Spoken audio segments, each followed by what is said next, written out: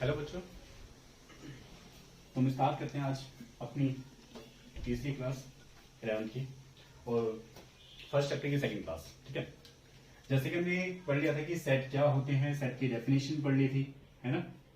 Set हमने सीखा था कि सेट हमने अगर जनरल लाइफ में बात करें तो हमने सीखा था सेट का मतलब कुछ भी चीज जो हम ग्रुप में अरेंज कर पाए, दैट इज कॉल्ड सेट, है ना। चाहे वो pair of set of chairs हो सकते हैं, सेट ऑफ कप हो सकता है, सेट ऑफ बॉक्सेस हो सकते हैं, सेट ऑफ बुक्स हो सकते हैं, सेट ऑफ मार्कर हो सकते हैं, set of anything, set of anything. ठीक है, तो फिर हमने ये भी पढ़ा था कि सेट को अगर मैथमेटिकली सेट को देखें तो मेनली जो हमें जो चीजें पढ़नी है वो नंबर्स के बारे में पढ़नी है कि अगर नंबर्स को अगर हम ग्रुप में अरेंज करें तो किस किस वे में सीखते हैं। नंबर्स को भी किसी भी जनरल एग्जांपल को भी हम सेट में सेट के थ्रू जो है समझ सकते हैं। ठीक है, फिर हमने सीखा कि सेट का एक्चुअल में डेफिनेशन क्या होती है, वो हमने सीखा था। Set is a collection of object या group of object which must be well defined, जो वेल डिफाइंड हो। वेल डिफाइंड का मतलब हमने ये भी सीखा था कि वेल डिफाइंड का मतलब काउंटेबल और अनकाउंटेबल से नहीं होता। काउंटेबल कोई चीज है तब भी वो वेल डिफाइंड हो सकती है, अनकाउंटेबल कोई चीज है तब भी वो वेल डिफाइंड हो सकती है। वो हमने लास्ट क्लास में सीखी थी, यहां तक की चीजें। ठीक है, आज हम सीखते हैं कि सेट के कितने टाइप होते हैं, सेट को अरेंज करने के क्या क्या तरीके होते हैं, वो सारी चीजें सीखते हैं। ठीक है, चलो जैसे मैंने लिखा the set of natural number less than 10। मान लो मैंने एक सेट लिखा, हमें एक ऐसा सेट लिखा है the set of natural number less than 10। एक ऐसा सेट जो नेचुरल नंबर का हो और 10 से कम हो। अगर 10 से कम है तो 10 से कम में पता है 10 से कम में कौन कौन सी वैल्यू आ सकती है, ये सारी 1 to 9, तो ये हो जाएगा 1, इसमें 2, 3, 4, 5, 6, 7, 8 से लेकर 9 तक के नंबर आ जाएंगे। ठीक है, अब अगर जो हमने ये नंबर लिखे, क्या ये एक सेट है? जो भी हमने लिखा 1 to 9, इज इट सेट और नॉट? 1 से लेकर 9 तक जो नंबर लिखे हैं ये है तो एक सेट का पार्ट, लेकिन अभी पूरी तरीके से कंप्लीटली सेट नहीं है। ठीक है, कोई भी चीज सेट तब बनती है, नंबर्स में, अल्फाबेट में, कोई भी चीज नाम में, कोई भी चीज लेटर्स में, कोई भी चीज सेट तब बनती है जब ये सारी तो चीजें लिखी हो, इसके साथ साथ अगर हम इसमें ब्रैकेट लगाएं तब ये चीज बन जाती है एक सेट। अगर हम इसमें ब्रैकेट इनक्लोज ना करें तब ये सेट नहीं होगा, विद इन ब्रैकेट ही ये सेट होता है। ठीक है, अब ये बन गया कंप्लीट एक सेट।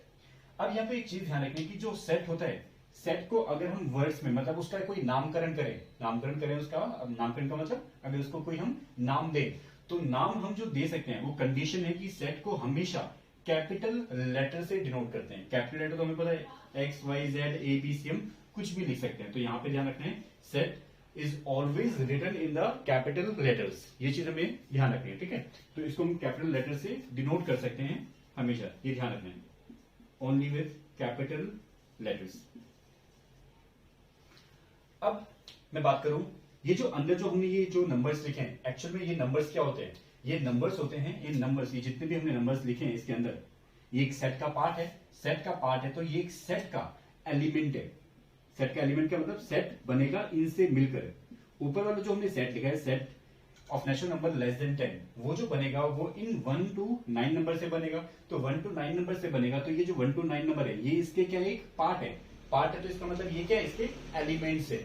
एलिमेंट्स बोलें या फिर ऑब्जेक्ट्स बोलें, बात एक ही है।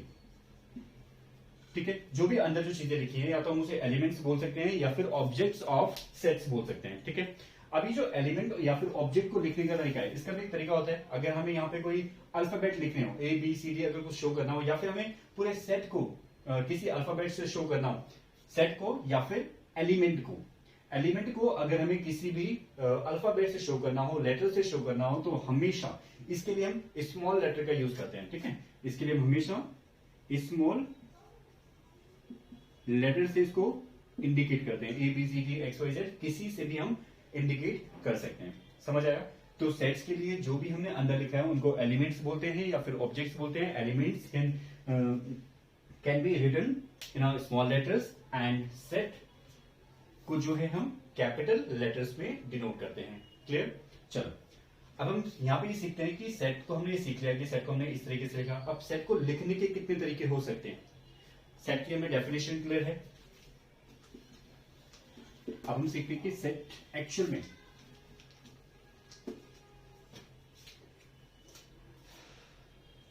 Types of sets, types of set में ये सेट्स के टाइप नहीं है, सेट्स को लिखने के दो तरीके, presentation of sets.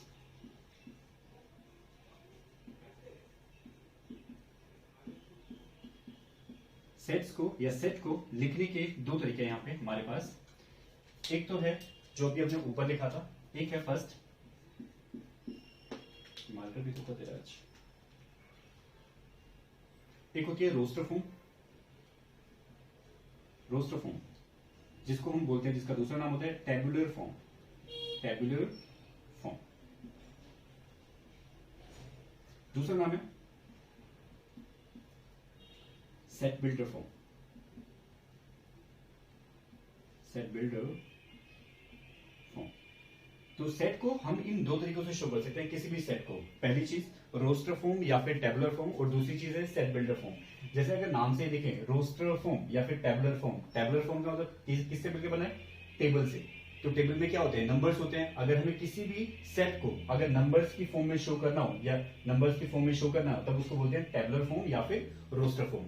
Set builder का फॉर्म मतलब हमें जो सेट है वो हमें बिल्ड करना पड़े, बनाना पड़े। बिल्ड करने का मतलब हमें लेटर्स में लिखना पड़े, हमें वर्ड्स में स्टेटमेंट के थ्रू लिखना पड़े। अगर हमें किसी भी सेट को स्टेटमेंट के थ्रू लिखना पड़े तब उस फॉर्म को बोलते हैं सेट बिल्डर फॉर्म। समझ आएगा? तो दो तरीके हैं, या तो रोस्टर फॉर्म या फिर set builder form. Roster form का मतलब होता है जब किसी भी सेट को हम नंबर के थ्रू, अल्फाबेट के थ्रू शो करते हैं तो वो होती है अपनी टेबुलर फॉर्म या फिर रोस्टर फॉर्म। दूसरी है सेट बिल्डर फॉर्म। अगर हम किसी भी सेट को, अब इसका रिवर्स होगा, सेट बिल्डर फॉर्म का मतलब है अगर हम किसी भी सेट को वर्ड्स में लिखें, स्टेटमेंट में लिखें, तब उसको बोलते हैं सेट बिल्डर फॉर्म। क्लियर? अब हम दोनों के एग्जांपल समझते हैं, रोस्टर फॉर्म कैसे लिखते हैं और सेट बिल्डर फॉर्म कैसे डिनोट करते हैं। ठीक है, चलो देखो, अगर मैं रोस्टर फॉर्म की बात करूं, रोस्टर फॉर्म की अगर मैं बात करूं, जैसे मैंने लिखा the set of prime number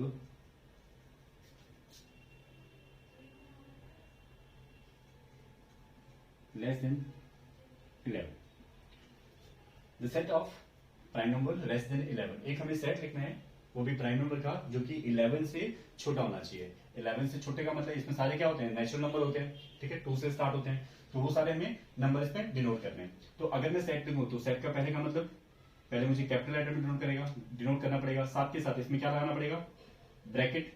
bracket के साथ साथ इसमें नंबर लिखो प्राइम नंबर। प्राइम नंबर पहला क्या होता है, 2, उसके बाद 3, देन 5, देन 7, फिर 9 तो होता नहीं, और 11 से छोटे लिखना है तो 11 को यूज नहीं करना। तो ये हो गया हमारे पास एक सेट जिसकी जो काउंटिंग है वो 11 से, जिसमें 11 से कम वाले नंबर्स हैं। ठीक है, इसी को बोलते हैं रोस्टर फॉर्म। रोस्टर फॉर्म में जितने भी एलिमेंट्स होते हैं, उन एलिमेंट मतलब जितने जो भी इसमें एलिमेंट्स आएंगे, जो भी इसमें नंबर हैं चाहे अल्फाबेट हैं, उनको लिखते हैं। साथ के साथ सभी को इंडिविजुअलिटी देने के लिए हम यहाँ पे क्या लगाते हैं, सबको अलग करने के लिए क्या, कॉमा का साइन लगाते हैं, और विद इन ब्रैकेट लिखते हैं। तो ये बन जाता है एक सेट।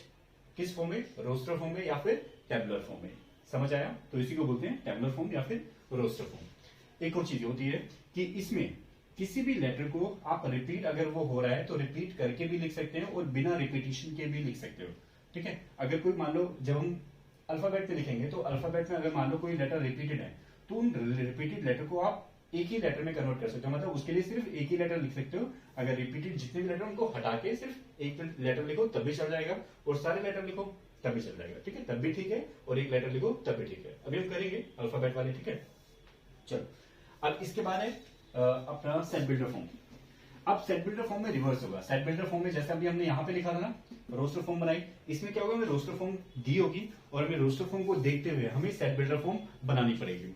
अब रोस्टर फॉर्म में जो नंबर होंगे, जैसे मैंने लिखा, जैसे मैंने एक सेट दिया आपको, जैसे मैंने एक सेट दिया, मैंने लिखा कुछ ऐसे लिखा 1, 3, 5, 7, 9, 11 ऐसे करके कुछ लिखा। ठीक है, अब आपको इस वाले फॉर्म को, इसको किसमें, इसको जो हमें सेट बिल्डर फॉर्म में कन्वर्ट करना है। सबसे पहले जो भी यहाँ पे नंबर लिखे हैं ब्रैकेट में, आपको इसको एनालाइज करना है कि ये जो नंबर्स हैं इनकी प्रॉपर्टी क्या है, इनकी क्वालिटी क्या है अपनी। ये जितने भी नंबर्स लिखे हैं इनको पहचानना है, इनको पहचानना है कि इनकी क्वालिटीज क्या क्या है। इसलिए हमने सबसे पहले वाली क्लास में नंबर्स को पहचानना सीखा था कि नंबर्स किस किस तरीके से होते हैं, prime number, odd number, even number, सारे सारे कंपोजिट नंबर, सारे नंबर हमने सीखे ताकि हमारी जो नंबर से फैमिलियरिटी जो है वो अच्छी हो जाए। तो यहाँ पे जो भी नंबर लिखे होंगे उन नंबर्स को पहचानना है कि उन नंबर्स की अपनी क्वालिटी क्या है, ठीक है। नंबर्स की क्वालिटी देखने के बाद, क्वालिटी पहचानने के बाद एज इट इज वही लिखने जो नंबर्स की क्वालिटीज होंगे, ठीक है। इन को लिखने के कई सारे तरीके हो सकते हैं, जरूरी नहीं कि सबका तरीका एक ही हो, क्योंकि वर्ड्स में लिखना है तो वर्ड्स 1 to 1 अदर हो सकता है, अलग हो सकता है। अगर एक बच्चे ने कुछ और स्टेटमेंट में लिखा है वही चीज, दूसरे ने किसी और चीज में लिखा है सेम चीज, तभी वो ठीक हो सकता है, ठीक है। बस क्वालिटी ये रहनी चाहिए, जैसे ये नंबर है तो अगर हम इनको पहचाने, मैं चलो एक और एग्जांपल लेता हूं इसके साथ ही।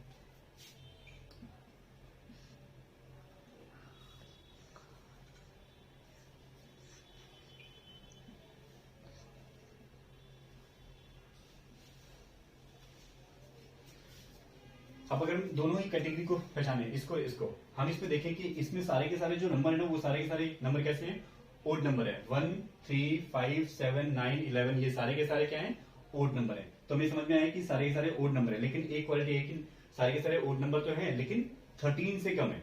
1 से तो स्टार्ट है लेकिन 13 से कम है, ठीक है। ये चीज में हमें लिखनी पड़ेगी कहां तक मेंशन है, नहीं लिखेंगे तो फिर वो बढ़ जाएगा आगे तक, ठीक है। तो अब देखो पहले इसको लिखते हैं फिर उसके बाद उस पर आते हैं बी पार्ट पे। जब हम इसको लिखेंगे तो पहले यहाँ पे जो नाम है वो नाम लिखा, ब्रैकेट लगाया। एलिमेंट के लिए जैसा हमने सीखा था कि हमें स्मॉल लेटर का यूज करना है, आप स्मॉल लेटर कुछ भी यूज कर लो, ठीक है, कुछ भी यूज कर सकते हैं। अब जैसे एक्स वाई जेड कुछ भी पहले लिखना है, यहाँ पे एक्स मान लिया हमने, ये जो लेटर है ना इन सबको एक्स मान लिया। लेटर का मतलब ये जो एलिमेंट्स है, एलिमेंट्स को क्या मान लिया, एक्स। इन सभी के लिए एक्स रिप्रेजेंट कर रहे हैं स्मॉल। फिर यहाँ पे लगाने ये 2 कॉलन के साइन। इन कॉलन के साइन का मतलब होता है सच दैट, इन कॉलन के साइन का मतलब होता है सच दैट, ठीक है। तो ये कॉलम है सच दैट, दोबारा से यही रिपीट करना है एक्स। अब इसको रीड भी ऐसे करेंगे एक्स सच दैट एक्स, सारे क्या हैं, ओड नंबर और नेचुरल नंबर के हैं। आप सिर्फ ओड नंबर भी लिख सकते हैं, ओड नेचुरल नंबर भी लिख सकते हैं। तो हम लिखेंगे x such that x is a odd natural number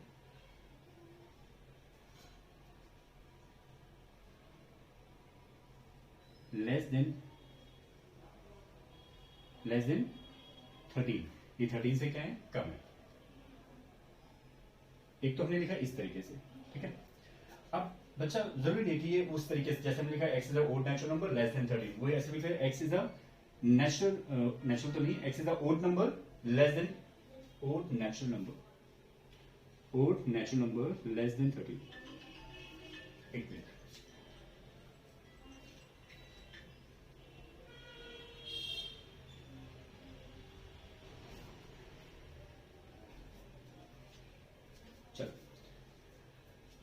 अब दूसरा बच्चा चाहता है कि वो ऐसे ना लिखे, वो किसी और तरीके से, मतलब स्टेटमेंट तो कैसे भी अलग हो सकती है, स्टेटमेंट बच्चा अलग लिख सकता है, लेकिन वो होना इसी मीनिंग पे चाहिए, क्वालिटी वही होनी चाहिए जो हमने लिखी है, ठीक है। देखो जैसे मैंने एक और लिखा, मैंने ऐसे लिखा x such that x is a odd natural number, ठीक है, ओड नेचुरल नंबर। फिर मैंने लिखा x equals to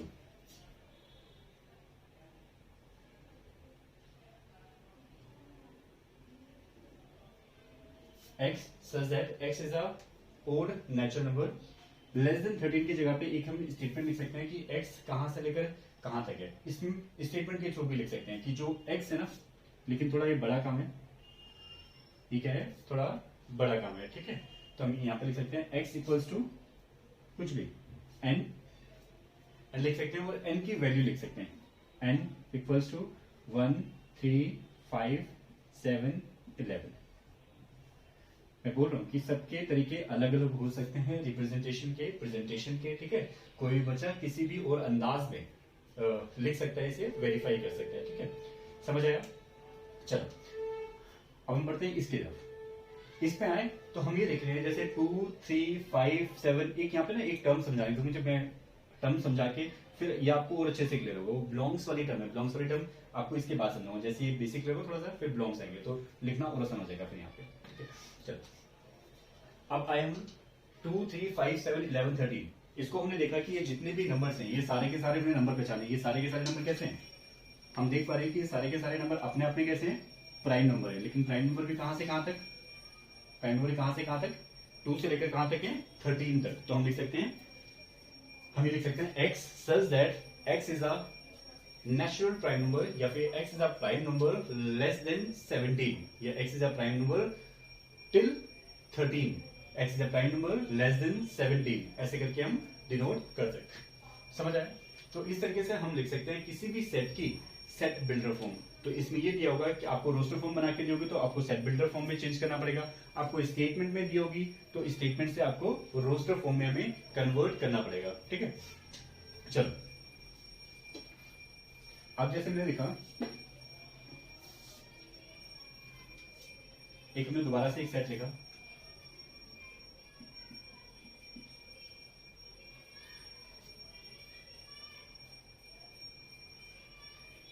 the set of multiple of 2 less than 40, हमने एक सेट लिखा, set of multiple of 2 less than 14, 14 से कम जो है 2 के सारे मल्टीपल्स लिखे। ठीक है, मैंने यहाँ पे ऐसे लिखा, तो ये अगर 2 4 6 8 10 एंड 12, ये बना के हमने रोस्टर फॉर्म। ठीक है, अब हमें एक्चुअल में सीखना क्या है, हमें सीखनी है बिलोंग्स वाली टर्म। यहाँ पे बिलोंग्स का मतलब क्या होता है, बिलोंग्स टू।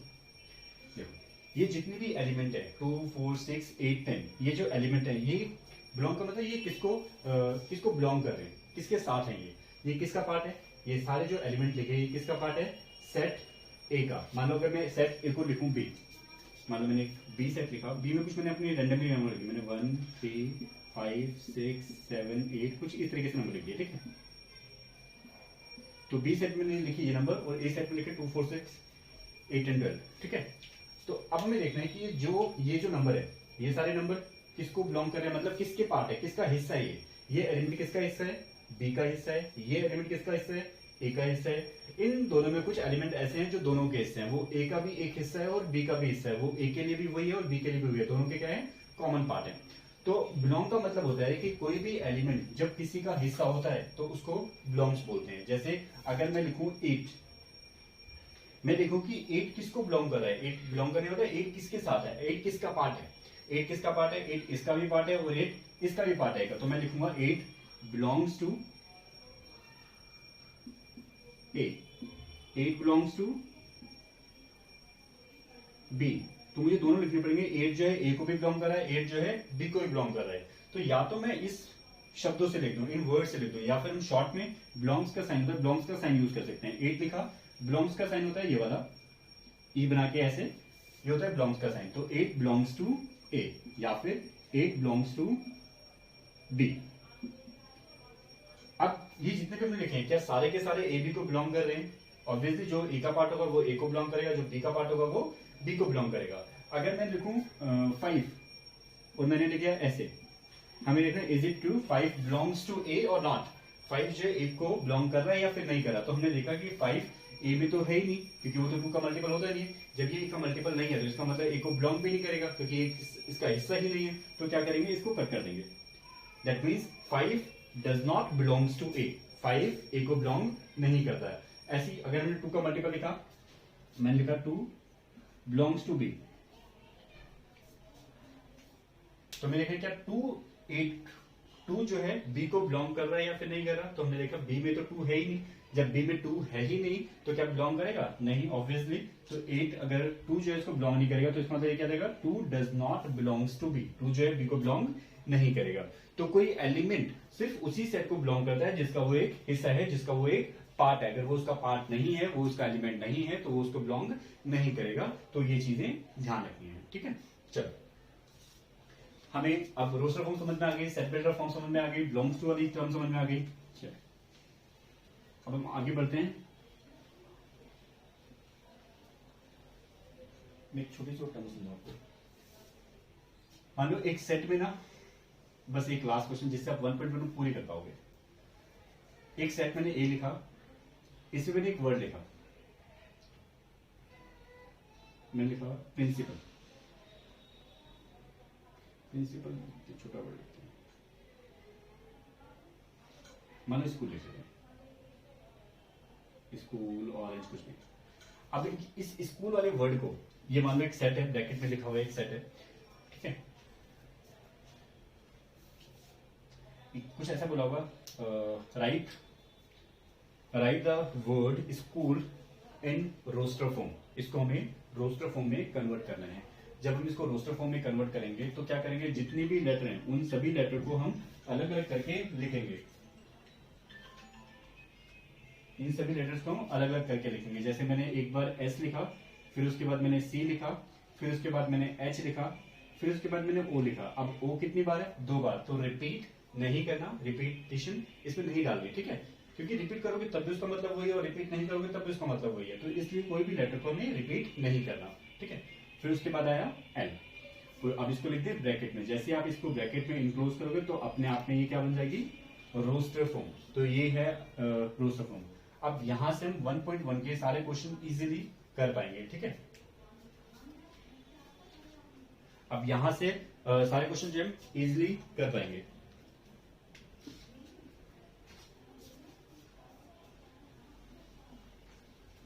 चलो अब आगे बढ़ते हैं।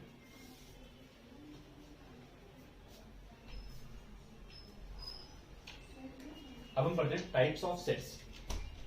पहले हमने फॉर्मेशन ऑफ सेट्स पढ़ी, रिप्रेजेंटेशन ऑफ सेट्स पढ़ी, सेट्स की डेफिनेशन सीखी, सेट बिल्डर फॉर्म पढ़ी, रोस्टर फॉर्म पढ़ी, मैचिंग वाली चीजें करी।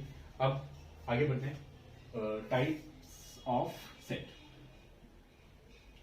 जैसे टाइप्स ऑफ सेट्स खत्म करेंगे ना, जैसे मैं आपको टाइप्स ऑफ सेट समझाना खत्म कर दूंगा, then you will be able to solve 1.1, 1.2, 1.3, 1.4 1.4 तक आप इजीली सारी चीजें कर लोगे, ठीक है। जैसे हम टाइप्स ऑफ सेट्स खत्म करेंगे, ठीक है। चलो फिर स्टार्ट करते हैं टाइप्स ऑफ सेट्स। इसमें सबसे पहले फर्स्ट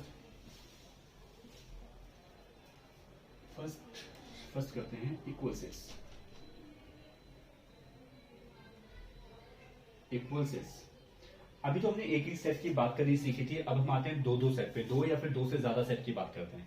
अभी हमने सिर्फ एक ही सेट था, एक सेट की फॉर्मेशन, बाकी जो भी उसकी प्रॉपर्टीज हो सकती हैं वो चीज हमने पढ़ी। अब बात आती है 2 से ज्यादा सेट की। अगर हमारे पास 2 सेट हो या फिर 2 से ज्यादा सेट हो तब उनको डील कैसे करते हैं। उसमें सबसे पहला इक्वल सेट, कि अगर हमारे पास कोई भी 2 सेट दे रखे हो अलग अलग, कोई भी दो, एक सेट ए दे रखा हो एक सेट बी दे रखा हो, वो दोनों इक्वल कब होंगे ये हमें जानना है। कोई भी 2 सेट इक्वल तब होते हैं जब उनके अंदर के elements as it is same हो, एज इट इज सेम। अगर पहले वाले एलिमेंट में 1 2, पहले वाले सेट में ए सेट में 1 2 3 4 लिखा है तो दूसरे सेट में बकायदा 1 2 3 4 लिखा होना चाहिए। बशर्ते बेशक इनके जो ऑर्डर हैं वो अलग अलग हो सकते हैं। ऑर्डर मतलब जैसे पहले वाले में हमने लिखा 1 2 3 4 इस ऑर्डर में, दूसरे वाले में हम लिख सकते हैं 4 3 2 1 ऐसे लिख लो, 1 2 4 3 ऐसे करके लिखो, ऑर्डर कुछ भी हो। लेकिन जो एलिमेंट फर्स्ट वाले सेट में है वही एलिमेंट एग्जैक्टली वही एलिमेंट जो दूसरे सेट में है, तो इट मींस हम कह सकते हैं कि दोनों सेट क्या हैं, इक्वल फॉर्मेशन में है, वो इक्वल है। समझ आया? एग्जाम्पल कराऊं इसका? नहीं, चलो समझ आ रहा है ना? सी चलो, इक्वल सेट का मतलब होता है कि अगर हमारे पास कोई भी 2 सेट हो, उन दोनों सेटों के जो एलिमेंट्स होते हैं, कोई भी एलिमेंट डिफर नहीं होना चाहिए, कोई भी एलिमेंट ज्यादा नहीं होना चाहिए, कोई भी एलिमेंट कम नहीं होना चाहिए। जो पहले वाले सेट में एलिमेंट लिखे हो सेम एज इट इज दूसरे वाले सेट में लिखे हो तो वो होते हैं इक्वल सेट, वो बनाते हैं इक्वल सेट। चलो एक एग्जांपल देता हूं। इक्वल सेट मैंने लिखा, जैसे मैंने एक सेट माना ए, एक सेट में लिखा मैंने ए आई ओ यू, ये 5 लेटर लिखे, ये सारे के सारे क्या अपने आप में वोवल। फिर मैंने एक सेट लिखा बी, फिर मैंने इसमें लिखा आई ओ ए ई यू। मैंने कुछ इस तरीके से मिस ऑर्डर में लिखा, मतलब ऑर्डर अलग अलग कर दिया। लेकिन हमने ये देखा कि जो एलिमेंट इसमें है वही element same as it is इसमें है, कोई भी एलिमेंट चेंज नहीं है, कोई भी एलिमेंट ज्यादा नहीं है कम नहीं है, जो इसमें वही इसमें, बट ऑर्डर चेंज है। ऑर्डर चेंज से कोई फर्क नहीं पड़ेगा, ऑर्डर कैसा भी किसी का कैसा, कोई भी चीज आगे लिखी हो कोई भी चीज पीछे लिखी हो, लेकिन वो चीज उसके अंदर होनी चाहिए, ठीक है। तो इसमें क्या है, हमें पता चला कि A is equals to B, set A is equals to B। If I write M here, then we can say that A is not equals to B because M is an extra element here, है ना। तो तो हम ये बोल सकते हैं कि m जो है वो एक्स्ट्रा है b से, क्योंकि b a में हो गए 6 element and b has 5 elements. Alright, b has 5 elements, a has 6 elements, then we can say that a is not equals to b। ठीक है, तो a is not equals to b। ये था, बात हो गई इक्वल सेट्स की। ठीक है, अब आप पहचान सकते हैं इक्वल सेट कैसे होंगे। चलो दूसरा सेट आते हैं। अच्छा, ये कैसे भी हो सकता है, ये तो हमने रोस्टर फॉर्म में लिख दिया, ये रोस्टर फॉर्म में भी लिखा हो सकता है आपके लिए क्वेश्चन, और ये क्वेश्चन जो है स्टेटमेंट में भी लिखा हो सकता है। चलो मैं स्टेटमेंट में लिखता हूँ।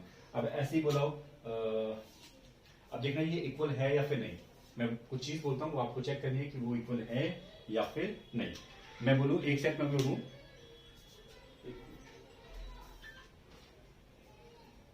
हेलो कैसे राशन है, हेलो, हाँ जी, मैं ठीक नहीं, बस पढ़ा रहा था बस अभी। मैं भी कॉल करता हूँ, हाँ बस अभी करता हूँ। चल, अब हमने इक्वल सेट पढ़ा। इक्वल सेट्स के बाद हाँ, इक्वल सेट में पढ़ रहे थे कि अगर हमारे पास स्टेटमेंट में चीजें लिखी होंगी, स्टेटमेंट में भी दोनों फॉर्म में, रोस्टर फॉर्म भी हो सकती है, स्टेटमेंट भी हो सकता है। स्टेटमेंट में जैसे मैंने बोला, एक सेट ए है, उसमें है the set of natural number, the set of natural number less than 10। पहला example, the set of natural number less than 10। Second example अगर मैं बोलूं, the set of odd multiple या odd natural number less than 10। The set of odd natural number less than 10, the set of natural number less than 10। पहले वाले बोला कि natural number हो less than 10 हो, लेस देन 10 का मतलब उसमें कितने हो जाएंगे 1 से लेकर 9 तक। दूसरे वाले में कितने हो जाएंगे, दूसरे वाले में सिर्फ ओड मल्टीपल लिखने हैं, ओड मल्टीपल लिखने हैं तो फिर वो 1 से लेकर 9 तक हो जाएंगे। लेकिन उसमें कुछ ना कुछ मिस है, 2 मिस है, 4 मिस है, 8 मिस है, तो वो मिस है। अगर वो मिस है तो इट मींस वो दोनों जो है इक्वल नहीं होंगे। ठीक है, तो इक्वल नहीं होंगे तो फिर ए सेट जो है वो बी के अनइक्वल हो जाएगा। समझ आया? एक और मैं बोलूं, जैसे मैंने एक सेट बोला ए, नंबर ऑफ स्टूडेंट या फिर students who read in class 12। एक सेट ए है, सेट ए है that formed by the students who study in 12th class. पहला सेट। दूसरा set, the number of student who study in 11th class. 11th class में पढ़ रहे हो और 12th क्लास में पढ़ रहे हो। ठीक है, अब हो सकता है कि उनकी काउंटिंग सेम हो, पहले वाले 11th में 50 बच्चे हो और 12th में 50 बच्चे हो, लेकिन वो सारे तो अलग अलग है ना, सारे तो अलग अलग है ना, फिजिकल तो सारे अलग अलग है ना, सारे अलग अलग। तो इट मींस ये क्या हो गए, दोनों ही क्या हो गए, अनइक्वल हो गए। चलो, ये थी बात कहानी इक्वल सेट्स की। इक्वल सेट के बाद आते हैं हम लोग, इक्वल सेट के बाद आते हैं एम्प्टी सेट पे आते हैं।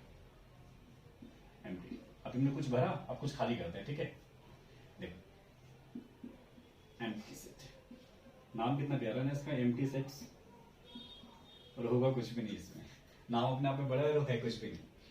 एम्प्टी सेट, इसका एको नाम वाइड सेट, इसका एको नाम नल सेट। नाम देखो कितने सारे हैं इसके, और बाकी ये किसी के नाम नहीं है इसके, ये सारे इतने सारे नाम लेके घूम रहा है और है कुछ भी नहीं इसके अंदर। नल सेट, और एक और आया इसका नाम जीरो सेट। चलो, empty set, void set, null set, zero set, इन सभी नाम का अपना मतलब होता है कि खाली, जीरो। एक ऐसा सेट, ये सेट है, मैंने पहले बताया था ना आपको कि वैसे जनरल एग्जांपल में भी देखते हैं कि सेट में कुछ ना कुछ चीजें होती हैं, लेकिन मैथमेटिकली अगर हम इसमें चेक करें तो सेट का मतलब ऐसा भी सेट होता है जिसमें कोई भी एलिमेंट ना हो। अगर कोई भी एलिमेंट नहीं होता किसी भी सेट में, अगर कोई भी एलिमेंट नहीं है तो ऐसे सेट को बोलते हैं एम्प्टी सेट। एम्प्टी मींस खाली, वाइड मतलब शून्य, जीरो, नल मतलब भी बेकार, जो जीरो होता है, और जीरो तो मतलब होता ही है। ऐसा सेट जिसमें कोई भी एलिमेंट रखने की पोजीशन ना हो, कोई भी एलिमेंट नहीं रखा जा सकता। ठीक है, इन सेटों की अपनी कोई औकात नहीं है एलिमेंट्स रखने की। ठीक है, तो ये एलिमेंट्स नहीं रख पाएंगे अपने पास। ठीक है, इनका वेट ही नहीं है, ये वेट उठा ही नहीं सकते किसी भी एलिमेंट्स का। अगर वेट नहीं उठा सकते तो इसका मतलब इनको एक अलग कैटेगरी में रखा जाता है, एम्प्टी सेट। ठीक है, चलो, एम्प्टी सेट का मतलब जाना हमने, एम्प्टी सेट में कोई भी एलिमेंट नहीं। अब इसको बोलेंगे कैसे, जैसे मैंने बोला the set of prime number, the set of prime number, the set of even prime number. जैसे मैं बोलूं the set of even prime number, the set of even prime number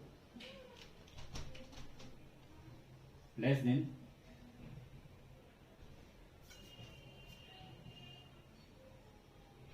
less then नहीं बोलो, ग्रेटर देन बोलते हैं, greater than 2 या greater than 3। The set of even prime number greater than 3, एक हमें इवन प्राइम नंबर लिखना है जो 3 से बड़ा। Is it possible, is there any number which is prime number and that is greater by 3 या greater than 3? कोई ऐसा नंबर जो इससे 3 से बड़ा हो? ऑब्वियसली नोट, क्योंकि 2 इवन नंबर होता है और प्राइम नंबर होता है जो कि सबसे छोटा नंबर होता है, और कोई भी नंबर ऐसा नहीं होता। तो इसका मतलब इसमें कोई भी नहीं आएगा। लेकिन अब इसको रिप्रेजेंट कैसे करें? इसको रिप्रेजेंट करने का तरीका ये है कि एक सेट लिखा, ब्रैकेट आया, क्योंकि bracket is necessary for representing any sets, so we have to just use this brackets, otherwise we can't represent it.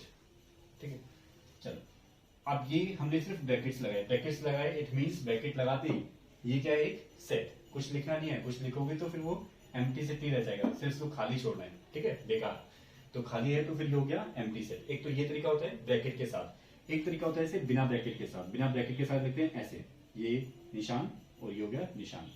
ये होता है फाई का साइन। फाई को भी यहाँ पे एम्प्टी सेट से शो कर रहे हैं, इस फाई को एम्प्टी सेट से शो करते हैं, लेकिन विदाउट ब्रैकेट। इफ यू अगर हम इसके साथ ब्रैकेट लगा दें तब ये एम्प्टी सेट नहीं बन पाएगा, क्योंकि इसकी पहचान गायब हो जाएगी, क्योंकि इसकी पहचान विदाउट ब्रैकेट है। विदाउट ब्रैकेट लगाओगे देन ये फाई जो है एम्प्टी सेट को रिप्रेजेंट करता है। अगर आप ब्रैकेट से एम्प्टी सेट शो करना चाहते हो तो इसके अंदर आपको कुछ भी नहीं लिखना। ठीक है, तो ये होती है एम्प्टी सेट। ठीक है, चलो मैं एक दो एग्जांपल और बोलता हूं। The set of two lines which is perpendicular and parallel simultaneously. The set of two lines which is perpendicular and parallel simultaneously. कोई भी दो लाइन एक साथ एक ही टाइम पर परपेंडिकुलर भी हो और पैरेलल भी हो, ऐसा कोई सेट बनाना है दो लाइंस का जो एक ही टाइम पर परपेंडिकुलर भी हो और पैरेलल भी हो। क्या दो लाइन एक साथ एक ही टाइम पर पैरेलल भी हो सकते हैं और परपेंडिकुलर भी हो सकते हैं? Is it possible to make these type of pairs? Obviously not ना, हम ऐसा कोई पेयर बना ही नहीं सकते, ऐसा कोई लाइन हम ढूंढ ही नहीं सकते जो एक ही टाइम पर पैरेलल भी हो और उसी टाइम पर जो है परपेंडिकुलर भी हो। वी कैन फाइंड इट ना। तो ये था, चलो एक और example.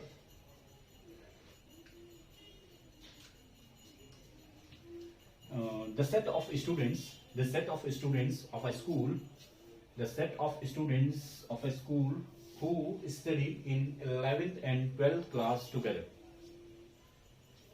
The set of students who study in 11th and 12th class together. उन बच्चों का हमें सेट बनना है जो 11th और 12th क्लास में एक साथ पढ़ते हैं। ऐसे बच्चे हैं जो 11th क्लास और 12th क्लास एक साथ कर रहे हैं। हमारे दिल्ली में तो नहीं होता, ऑब्वियसली हमारे इंडिया में भी नहीं होता ऐसा, है ना। जो 11th और ऑब्वियसली कहीं नहीं होता ऐसे कि जो 11th और 12th क्लास एक साथ कर रहे हैं, है ना। तो ऐसा सेट नहीं बनाया जा सकता। तो जब ऐसा कोई सेट नहीं बन सकता तो ऐसे नंबर होते हैं प्राइम नंबर नहीं, एम्प्टी सेट। ये देखो एम्प्टी सेट मुझे भी गुमराह कर रहा है, एम्प्टी सेट। ठीक है, चलो एक दो एग्जांपल और बोलता हूं मैं एम्प्टी सेट के। The set of odd number which is completely divisible by 2. The set of odd natural number which is completely divisible by 2. क्या कोई ऐसा नंबर है ओड नंबर जो कंप्लीटली 2 से डिवाइड होता हो? Obviously not. तो अगर नहीं है तो इट मींस ये क्या हो जाएगा, सेट ऑफ एम्प्टी सेट। ठीक है, ये एम्प्टी सेट हो जाएगा। तो इसका मतलब यहां तक आपको क्लियर है ना। टाइप्स ऑफ सेट में आप एम्प्टी सेट कर सकते हो और पहले वाला हमने इक्वल सेट पढ़ा, यहां तक कर सकते हैं। अब यहां से लेकर आगे तक का जो सफर है वो हम अगली वीडियो में तय करेंगे। ठीक है, आज की क्लास यहीं तक ही रखते हैं। ठीक है, फिर अगली क्लास में हम स्टार्ट करेंगे ये टाइप्स ऑफ सेट। जैसे टाइप्स ऑफ सेट्स खत्म होंगे देन आप इस कंडीशन में होंगे कि पूरा चैप्टर लगभग आधे से ज्यादा चैप्टर आप कर पाओगे अपने आप। ठीक है, मेरी कोई जरूरत नहीं पड़ेगी आपको। ठीक है, कुछ भी जरूरत नहीं पड़ने वाली। मैं सेट समझाऊंगा, सेट समझाते ही मतलब ये टाइप्स ऑफ सेट समझाऊंगा, मेरा रोल खत्म। फिर आपका रोल स्टार्ट, आप जैसे जैसे क्वेश्चन देखोगे वैसे वैसे क्वेश्चन यूं हो जाएंगे क्वेश्चन। ठीक है, तो आज की क्लास यहीं पे रखते हैं। तो इन सब चीजों को अच्छे से रिवाइज करना। अगली क्लास में मैं टाइप्स ऑफ सेट्स पूरे करा दूंगा, फिर आप 1.4 तक इजिली, देन एक क्लास हो तो 1.6 विद मिसलेनियस। आप सारी चीजें कहीं से भी, सिर्फ बुक से नहीं, आप कहीं से भी कैसे भी क्वेश्चन हो इजिली अटेम्प्ट कर पाओगे। ठीक है, तो आज की क्लास यहीं पे ही रखते हैं। चलो चलते हैं फिर। Good evening, all the very best.